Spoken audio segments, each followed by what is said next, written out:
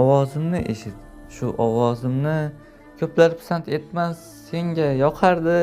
To'g'ri do'rillagan, biroz dag'alroq, ammo sening ismingni go'zal aytardi. Ovozim o'zgarmagan, nega o'zgarsin? To'yguningcha eshit, hech to'ydim dema.